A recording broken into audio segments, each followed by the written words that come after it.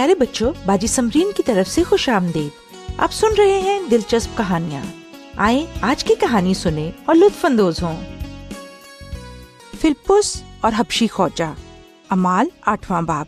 زمانہ طالب علمی، منزل کی علامت۔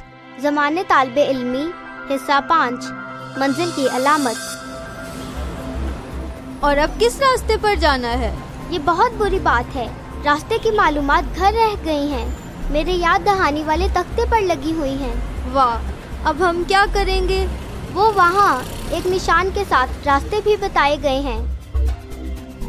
کیا لڑکیاں اپنی منزل تک پہنچی ہوں گی؟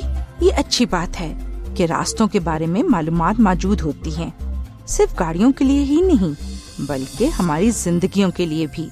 کیا آپ کو معلوم ہے خدا ہمارے راستوں کے بارے میں رہنمائی کرتا ہے؟ یہ ہدایات کس طرح کی دکھائی دیتی ہیں؟ ان کے ہاتھ پاؤں ہوتے ہیں، کان اور منہ بھی ہوتا ہے۔ جیسے فلپس، صرف یہی وہ رہنما ہے جو خدا کے پاس جانے کا راستہ جانتا تھا۔ وہ اسے بہتر طور سے بیان کر سکتا تھا۔ اس نے بہت سے لوگوں کو یسوع کے پاس جانے کا راستہ بتایا۔ فلپس، جنوب کی طرف گلی میں جا جو یروشلم سے غزہ کی طرف جاتی ہے۔ خدا کو فلپس کی ضرورت تھی، خدا کو آپ کی ضرورت ہے۔ اس کو ان لوگوں کی ضرورت ہے جو راستہ جانتے ہیں۔ کیا آپ یسوع کے لیے منزل تک پہنچنے والی علامت بننا پسند کریں گے؟ آپ فلپس سے بہت کچھ سیکھ سکتے ہیں۔ اس نے یہ نہیں کہا کہ میں یہ نہیں کر پاؤں گا، اس نے جلدی سے حکم کو مانا۔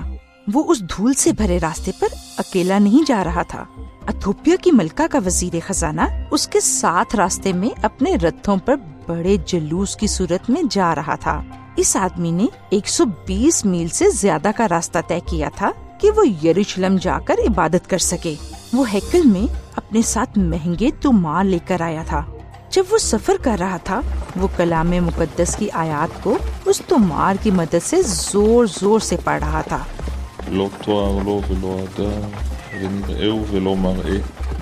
فلپس دوڑ کر اس کے رتھ کی طرف گیا۔